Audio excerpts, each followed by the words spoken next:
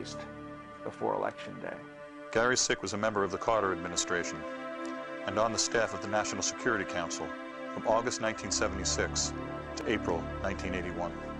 According to Mr. Sick's congressional testimony, quote, "In the course of hundreds of interviews in the U.S., Europe, and the Middle East, I have been told repeatedly that individuals associated with the Reagan-Bush campaign of 1980 met secretly with Iranian officials to delay the release of the American hostages until after the presidential election. For this favor, Iran was rewarded with a substantial supply of arms from Israel." End quote. According to Mr. Sick, low-level intelligence operatives and arms dealers are no Boy Scouts. End quote. Their accounts were not identical, but on the central facts, they were remarkably consistent. Because of my past government experience, I knew about certain events that could not possibly be known to most of the sources. Yet their stories confirm these facts. Again, quoting Gary Sick, "From October 15th to October 20th, 1980, events came to a head in a series of meetings in Paris. Accounts of these meetings vary. There is, however, widespread agreement on a number of points. 1. William Casey, Reagan's campaign manager, was a key participant. 2. Iranian representatives agreed that the hostages would not be released prior to the presidential election on November 4th. 3. In return, Israel would serve as a conduit for arms and spare parts to Iran." Quote, "At least 5 of the sources who said they were in Paris in connection with these meetings insist that George Bush was present for at least one meeting. 3 sources say they saw him there. Former President George Bush denied being in Paris." According to Sick, immediately after the Paris meetings, things began to happen. Iran publicly shifted its position in the negotiations with the Carter administration, disclaiming any further interest in receiving military equipment. Again, according to Sick, between October 21st and October 23rd, Israel sent a plane load of F-4 fighter aircraft tires to Iran in contravention of the U.S. boycott and without informing Washington. There was a congressional investigation into this claim eventually. It was grossly inadequate. It was a real whitewash. A lot of questions were never even entertained, much less answered. In 1991, a congressional committee, led by Democratic Congressman Lee Hamilton, declared there to be no credible evidence linking Reagan's team with a delay in the hostages' release. In 2 contemporaneous magazine articles, charges of an October surprise were discounted. According to Mr. Sick, quote, "After listening to the evidence, one of the former hostages I spoke with said simply, 'I don't want to believe it. It's too painful to think about.'" Whatever the truth of the October surprise may be, what is undeniable is that the story is a career graveyard for journalists seeking to work in the corporate mainstream. If you read what the hostages themselves had to say later in their various reminiscences of the experience, and you read some of the press coverage in depth, you find that the Iranians who were guarding the hostages had their stopwatches out. I mean, they were waiting for a particular moment to let those hostages run into the field of vision of the photographers who were all there waiting to take their picture. Do you agree with this statement? Whatever is regularly broadcast is the definition of what is news. Or do you have another definition? That is a good question because, yeah, I mean, if it happens but you don't hear about it, did it happen?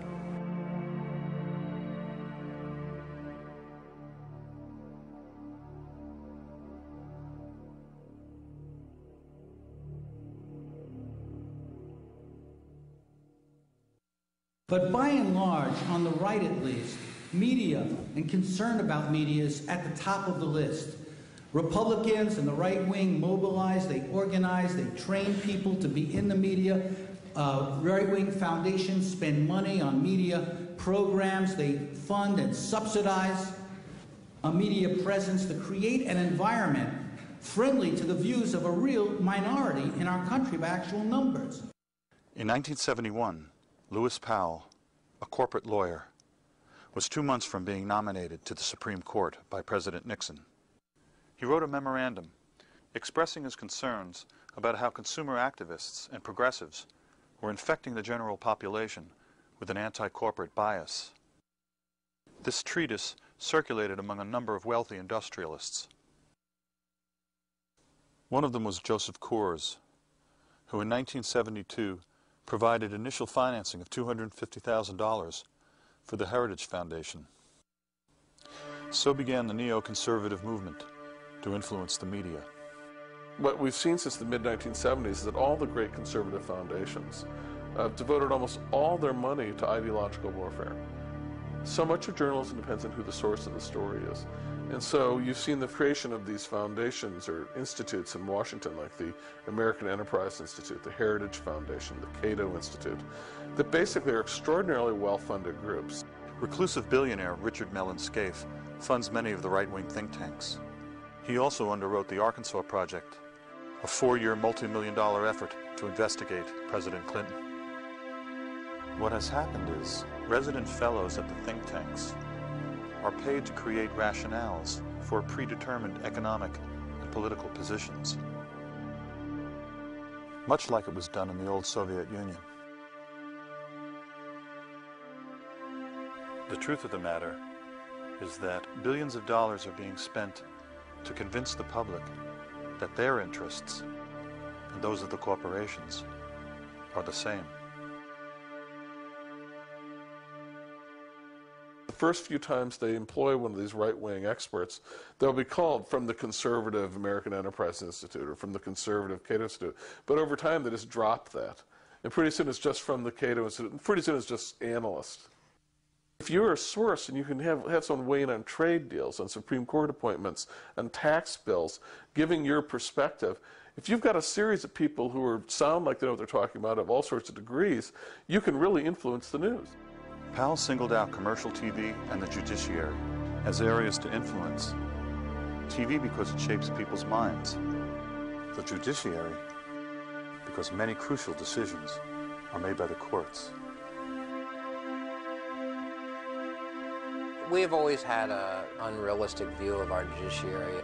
We don't hold our judges and our judiciary in general to the same standards of reporting as we do the legislative branch or the executive branch. There's much less coverage. If the Supreme Court had done for Al Gore what it did for George Bush, I give you a 100% guarantee that I would have written the same identical book, The Betrayal of America.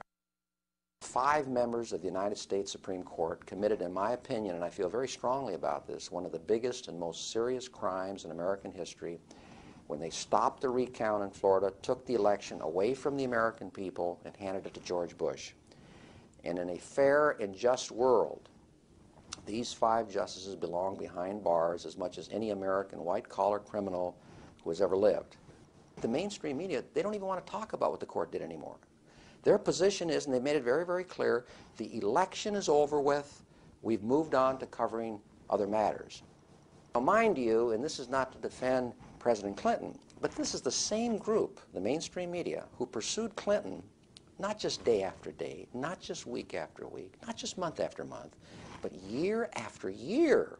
These 5 justices are ardent Federalists, states' rights advocates. And they've said over and over again, we let state courts interpret state law. December the 8th, the Florida Supreme Court ordered a manual recount. The recount started the following morning, a Saturday, December 9th, 8 o'clock. At that point in time, Bush's lead had shrunk over Gore to 154 votes. 2 o'clock in the afternoon, Justice Antonin Scalia steps in with an emergency order supported by the 4 other justices. He said, we got to stop this recount because if it continues, it could, quote, threaten irreparable harm to George Bush, unquote. So even though the election had not yet been decided, the incredible Scalia was presupposing that Bush had won the election, and any recount that showed that Gore had won would threaten irreparable harm to George Bush. Now, if that doesn't show that these justices were trying to steal the election for George Bush, what in the world would? We're supposed to believe as Americans that all judges have some sort of saint-like qualities, that they're not political in any way, and that we can't even discuss it. Justice Clarence Thomas's wife works for the Heritage Foundation, a very conservative think tank in Washington, D.C., that assisted Governor Bush in his transition to power. We don't look at their financial holdings. We don't look at the trips they take to conferences sponsored by ideological groups that want them to rule certain ways. The night of the election, November 7th, Sandra Day O'Connor's at a cocktail party in Washington, D.C. with her lawyer husband, John.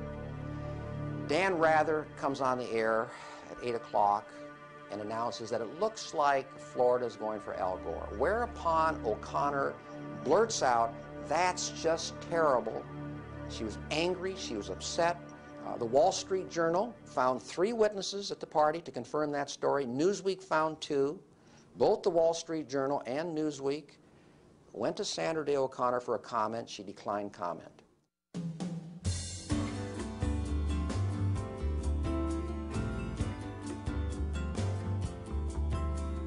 Tommy sat at his computer.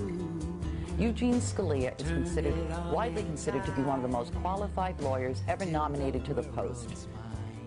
The ties that bind Scalia and Bush's lawyer Ted Olson, who argued before the Supreme Court, come together in the Federalist Society, a judicial group with close ties to corporately funded think tanks. Society members like Judge Santel in turn reject media regulation. Conservative judges have ruled that constraining the reach of media corporations violates their free speech rights. If you read the First Amendment, there's no question but that free speech rights are rights that belong to citizens. They're individual rights. They're our rights. In the 70s, we started to get this new idea of commercial free speech. This is a very, very peculiar notion, commercial free speech. Because what it does is it casts corporations, corporate entities, as persons, which they're not. I mean, they're not people. You can't find their graves anywhere, unfortunately. The First Amendment has been warped so that we understand it now as a way to essentially allow people who own media license to do whatever they want to do with the media that they own, with the property that they buy. The First Amendment becomes a barrier to understanding our responsibilities in a democracy. Free speech, when you're talking about the media, it's just a fundamentally disproportionate right. My speech is equal to and as free as the speech of AOL Time Warner when they have this platform of access to the world that, I'm one person. Somehow, the freedom to inform the general public has become the exclusive right of media corporations. Giving them free speech rights was a perverse move. And in fact, it was the kind of thing that conservatives, rock-ribbed conservatives, had ruled out, as recently as the 40s. During the Clinton administration in 1996, behind closed doors, the rules of the airwaves were rewritten. In radio, all regulation was literally thrown out. Small independent stations were bought up. Localism disappeared. Companies like Clear Channel went from owning a few stations to owning over 1,100 and dominating whole markets. But something else happened. Under Reagan, in 1987, the Fairness Doctrine was eliminated. Radio and TV stations were no longer required to air opposing viewpoints. This is partially responsible for the rise of right-wing radio, all the time, from coast to coast. The vice chairman of Clear Channel is Tom Hicks. In 1998, Mr. Hicks purchased the Texas Rangers baseball team in a deal that made President Bush a multimillionaire. Clear Channel banned Dixie Chick songs because the lead singer criticized the president on the run-up to the war. A famous, middle-aged rock and roller called me last week to thank me for speaking out against the war, only to go on to tell me that he could not speak himself because he fears repercussions from Clear Channel. They promote our concert appearances, he said.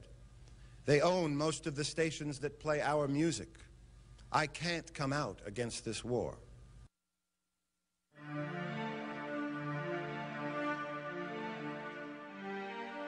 Why didn't we find out more about that bill before it was passed? Well, because who's going to report on it? The media? According to Bill Moyers, during the Senate debate, Senator John McCain said, "You will not see this story on any television or hear it on any radio broadcast." Altogether, the three major network news shows aired a sum total of only 19 minutes of coverage on the Telecommunications Act over the course of 9 months. When a consumer group called the Consumer Federation of America got some money from the long-distance phone companies, who were also, for their own different reasons, opposed to the bill, they tried to buy a 30-second spot on CNN saying that this concentration of power in the hands of a few companies would cause cable TV rates to go through the roof and phone rates to go up, and CNN would not even accept their money. They wouldn't even let a consumer group, a dissenting group, buy their way in to the story. Each time a new communications technology has emerged, a few companies soon gain total control over it. Will this happen with the internet? Well, up until now, the internet has been governed by a system requiring open access. The telephone network on which the dial-up internet is based has been a common carrier, has been open, so anybody could have a website, anybody could transmit anything, and you could have all kinds of companies competing to provide you with internet service. Open access is being replaced now by a system of closed access.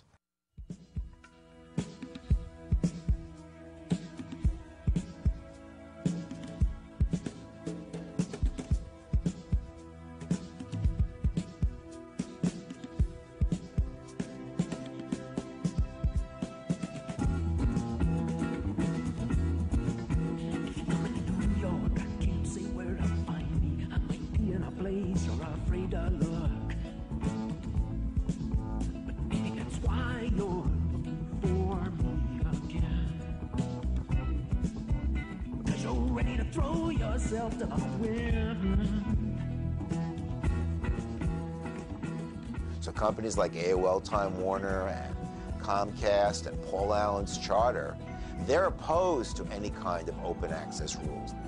They say, we want to control internet delivery.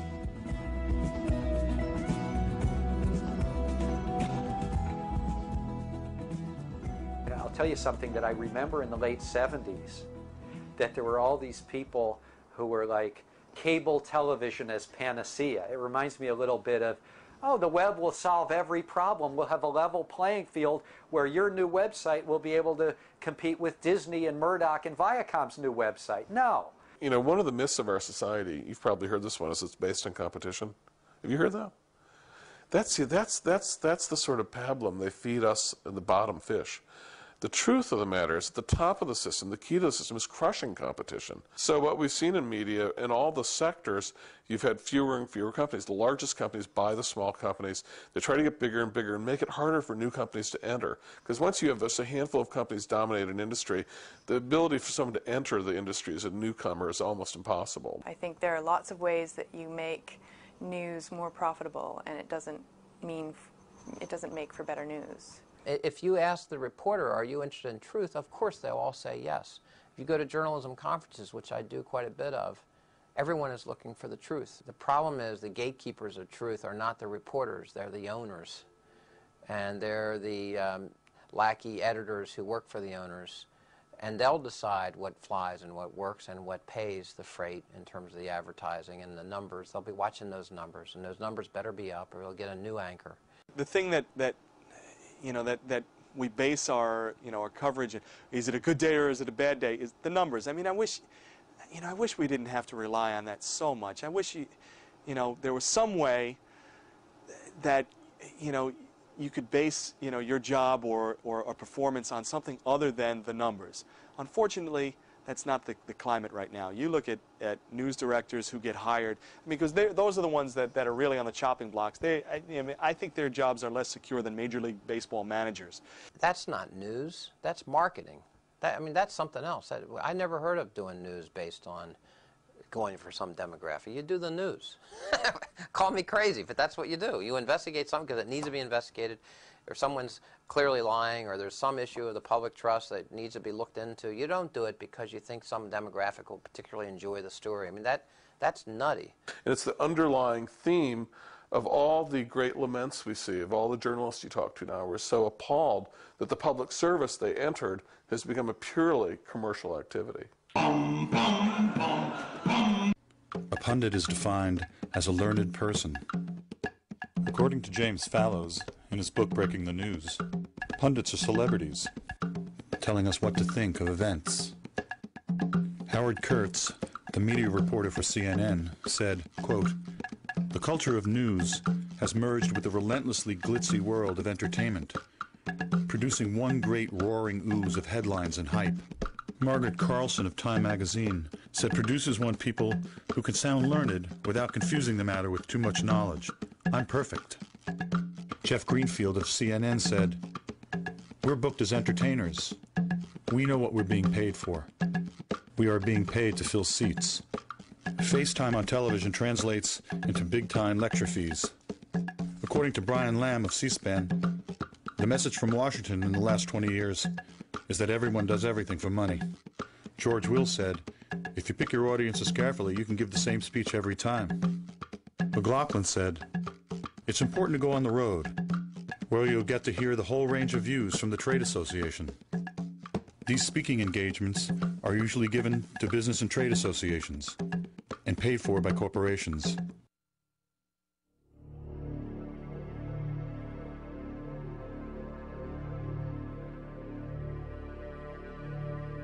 The whole essence now almost of selling some sort of regressive policy, like getting rid of Social Security or environmental regulations, is to dress it up in some name to suggest just the opposite.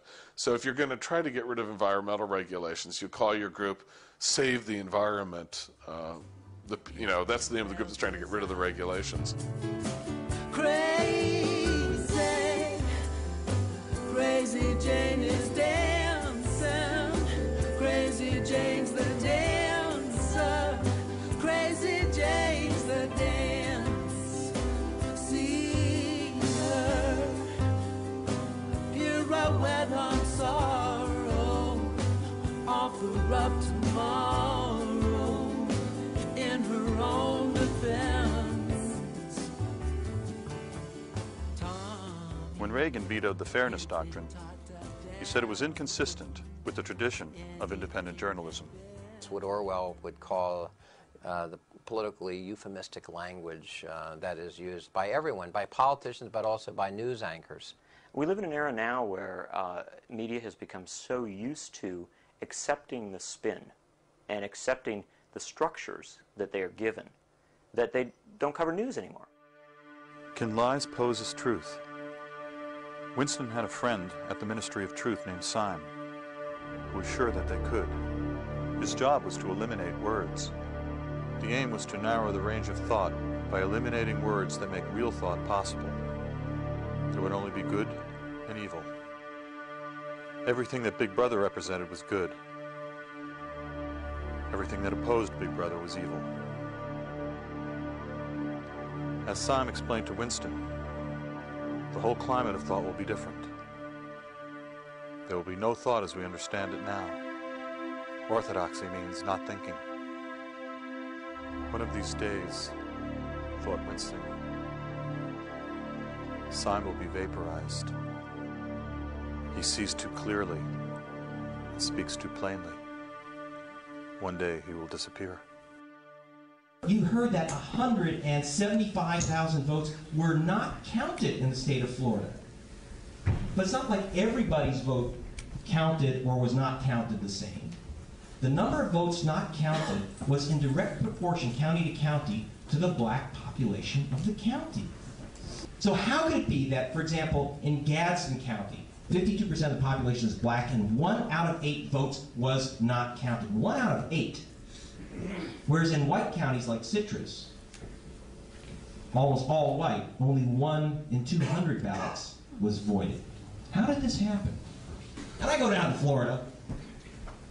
I go to Leon County. We're all looking at chads, you know, the guys looking at the hang of chads and all, and they make it sound like it's this big mysterious deal checking the ballots in Florida. A big hunk of Florida votes by paper ballot, which is read by machine. You know, if you ever took like the SAT and used those number 2 pencils, you stick it in the machine, you know, they read. It's an optical reader. So they had a practice voting machine set up in a supervisor's office in Tallahassee. And so I voted, took out my pretend ballot, and I voted for Nader, and I voted for Buchanan. And I stuck the Buchanan-Nader ballot into the voting machine. And it came back. I stuck it in again. Came out. I said, oh, hey, wait. I'm trying to vote here, and it won't take my ballot. He said, of course not. You marked it for 2 candidates. You made a mistake. It won't accept a mistake on the ballot. I said, what do you mean? All those votes were voided in Gadsden. Now, Leon County's a white county, Tallahassee. Gadsden's right next door to Black County. I said, oh, well, see, there's this switch. And in the black counties, like Gadsden, the same exact machines were set to accept ballots with errors. They would accept, you'd make a mistake on your ballot, very easy to do on a paper ballot, like you circle a name instead of check it off. The ballot's accepted, it's voided, your vote doesn't count. And in more of the white areas, it was set on reject so that if you made a mistake and you voted, it came back to you, you were given a fresh ballot, and you got to vote again. And the losers in this were the American people, whatever your political views, because we all have a right to have the person who actually won the election take power. We all have the right to there be a fair count.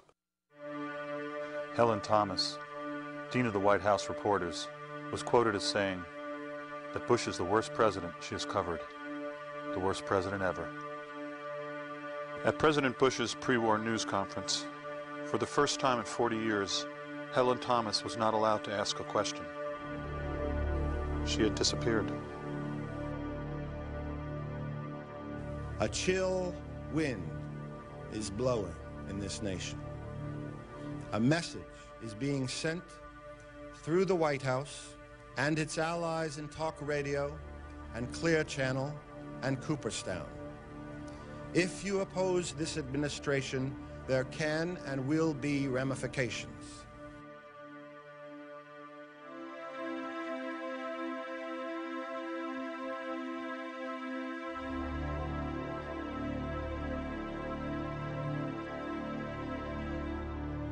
In the last several years, media corporations and politics have merged in a new way. Murdoch is a brilliant man who, what he has done and has had a tremendous influence in the worst possible way on culture and on media in the United States and throughout the world. And what he does it in England and he does it in the United States. His shtick is appealing to working class people and taking them to the right. And he does this through violence, he does this through super patriotism, he does this through sensationalism. So what you have now, and I'll give him credit for this, Fox Television is the first major network that has no pretense. I mean, CBS and NBC, they have a pretense to objectivity. Rupert Murdoch's Fox News Network is run by Roger Ailes. Ailes was the executive producer of TV for Richard Nixon. He was a consultant to Ronald Reagan and George Bush I. Tony Snow, a host, was a Bush speechwriter. The anchor, Britt Yoon, contributed articles to the ultra-conservative American Spectator. The phrase fair and balanced is repeated incessantly, like a mantra. Fair, balanced. Goebbels said, if you repeat a lie often enough, people will believe it. All of their talk shows are controlled by extreme right-wing Republicans. And it is a front for the right wing of the Republican Party. John Ellis, the head of Fox's election desk, Jeb and George W. Bush's first cousin. And It's notable that on election night, the first network to declare that George W. Bush had won the presidency of the United States was Fox. And it was John Ellis who made the calculation and the determination that they should make that call. But it's not only Fox. At GE, the wall between journalism and politics was also broken. According to the Reuters news service, former General Electric chairman Jack Welch came into the NBC studio and insisted that the race be called for fellow Republican George Bush. All the while, an NBC in-house taping system was recording Welch in the studio that night. NBC refused to turn over the tape despite repeated requests from Congressman Henry Waxman. NBC President Andrew Lack claimed turning over the tape would infringe on the editorial process. Waxman replied, "Mr. Welch is not a journalist." And we now know the studies show pretty clearly, as they understood, they lost the vote. If there had been a fair vote, they would have been out of power. Calling the election for George Bush that night set the tone for any recount scenarios. And the whole tenor of the coverage followed that. If you watch Chris Matthews, O'Reilly, Brian Williams, when is Gore going to finally give up? Another desperation measure by Gore. The assumption being Bush had won. Gore is just scrambling, trying to sneak his way in through some loophole. The irony is that as the corporate news media has moved to the right, charges of a liberal bias have become pervasive. This impression was created because the Republicans have an arsenal of on-air pundits, adept at polarizing opinion and ridiculing anyone who disagrees. And they can rely on Murdoch-owned media assets. Some stories disappear, others are repeated endlessly. Murdoch, in turn, gets his deregulation. A conservative pundit, Bill Salmon, has written a book about Al Gore's attempt to steal the election. I find out that the party launching his book will be full of lobbyists and pundits, and decide to go videotape them.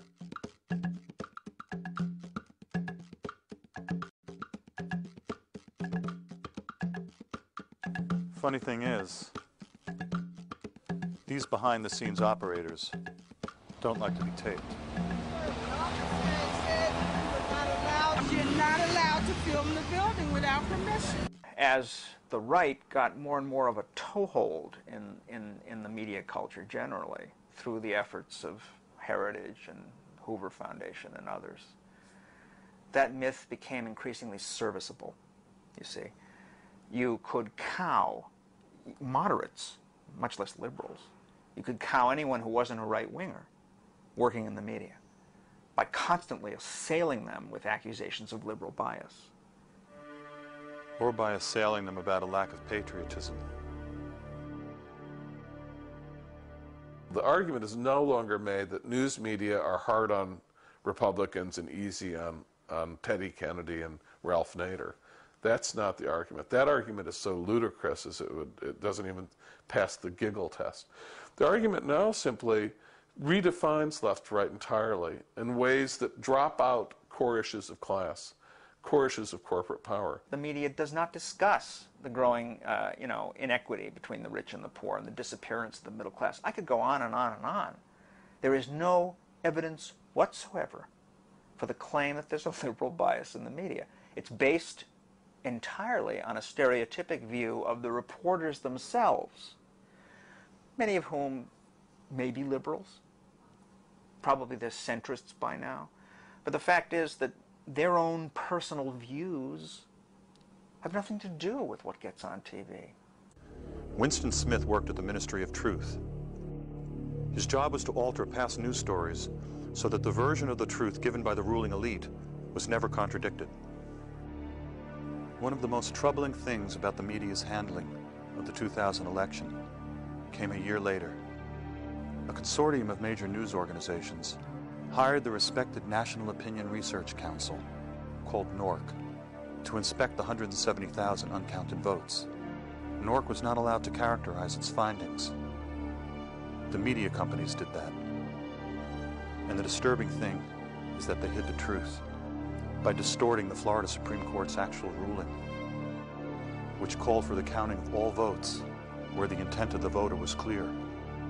According to the BBC's Greg Palast, who watched the Newark counting operation firsthand, one counter said, quote, "It screamed at you.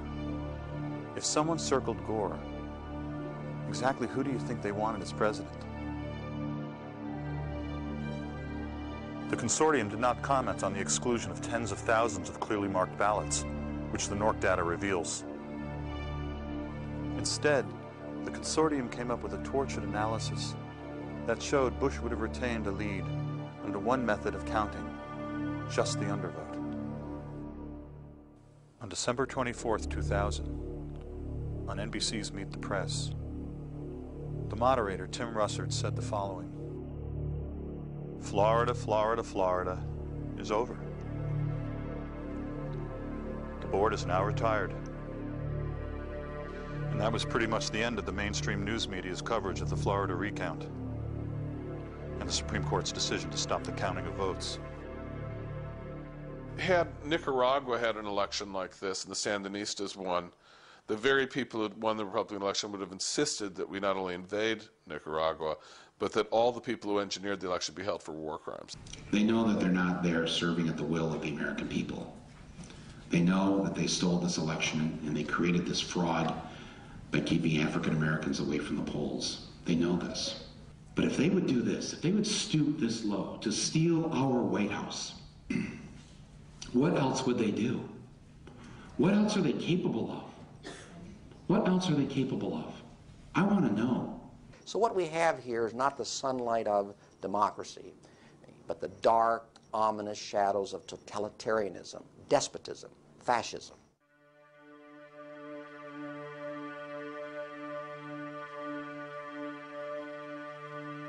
In a curious footnote, over the next 2 years, the Voter News Service, which had called Florida for Al Gore, was to be revamped for the 2002 midterm elections. Suddenly, exit polls had become unreliable. Then, on election night 2002, they weren't used. There were vague statements by the mainstream news media. As it turns out, the major networks own the Voter News Service. My guess is that the Voter News Service got it right on election night when they called Florida for Al Gore. According to congressional testimony, at that time, the Voter News Service projected Gore winning Florida by 7.3%, the equivalent of more than 300,000 votes.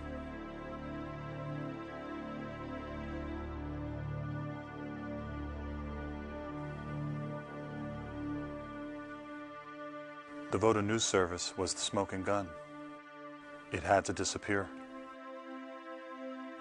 Welcome to computer voting, the newest twist in our voting process. With no paper trail.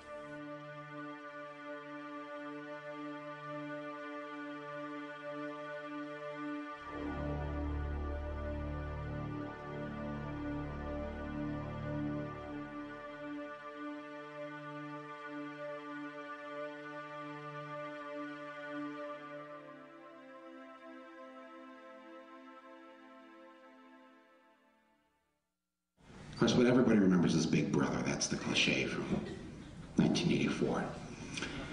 Let me remind you of another part of the story.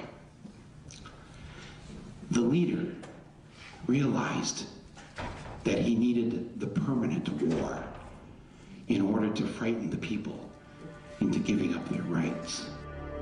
What happens when a group of people have unaccountable media power and can redefine the rules without being questioned?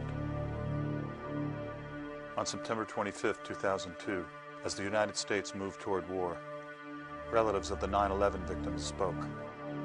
This press conference was not on the evening news. My brother Jim Patorti worked on the 95th floor of the North Tower of the World Trade Center and lost his life on September 11th. And one of the hardest things I had to do was to tell my parents that they would not be seeing their oldest son again. No one victim of violence of war is less or more important than any other. So my brother, who was seen as a type of collateral damage in some fanatics' eyes, his death is no more or less important than the collateral damage of someone in Iraq or Afghanistan. It's a leveling commonality that we have with these people. And so for those people who are making decisions about leading us into this very dangerous era, they have an open invitation. They can come to my house over the holidays. My brother's birthday is right before Christmas. They can see what it's like to be around a family who's affected by war and terrorism. And we believe that this aggressive act, this unilateral act, will only inflame anti-Americanism that is already in the Middle East among Arab communities. It is a factor in leading fanatics to commit crimes against us like September 11th. And they're saying to America, look, don't use this as a basis to go to war. Without dissent, you no longer have a democracy. You have a dictatorship. And that's what we're getting from the White House. Oceania is at war with East Asia. Oceania has always been at war with East Asia. Well, in the novel, of course, Oceania has not always been at war with East Asia. In fact, Oceania and East Asia were allies against Eurasia. But it suits the purposes of the inner party to make everybody think that the latest situation has always been the case. How is that any different from George W. Bush constantly mentioning the horrific fact that Saddam Hussein gassed his own people in 1988 at Halabja? How is it any different when at the time the U.S. actually had foreknowledge that he had chemical weapons, knew that he had gassed his own people, and did not protest back then? Saddam Hussein was a darling of the Reagan and Bush administrations. The thing that is most amazing to me is the lying that goes on today. You are now teaching, I'm not making this up, we are teaching damage control and spin. I remember in this country we used to call spin lying. Now we call it spin, and we study it and we admire it. How to put out a line of bull and have it fly for more than 24 hours, and then they high-five each other because they beat the other side if it's another party or it's another candidate, or it's another company, if it's one company with another with their annual report of their quarterly earnings or this or that. Public relations has overcome our whole society. It's all PR.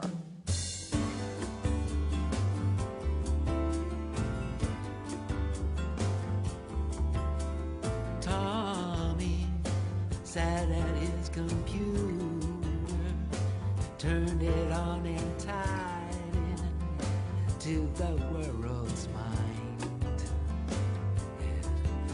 Hidden, brought up since a baby with his enhanced memory, online and in line. Hidden, taught to take advantage of the symbiosis. Had been well designed. Crazy, crazy Jane is dancing. Crazy Jane's the dancer. Crazy Jane's the dance. See her pirouette on sorrow, offer up tomorrow in her own defense. Tommy had been taught to value anything that better kept the world flying.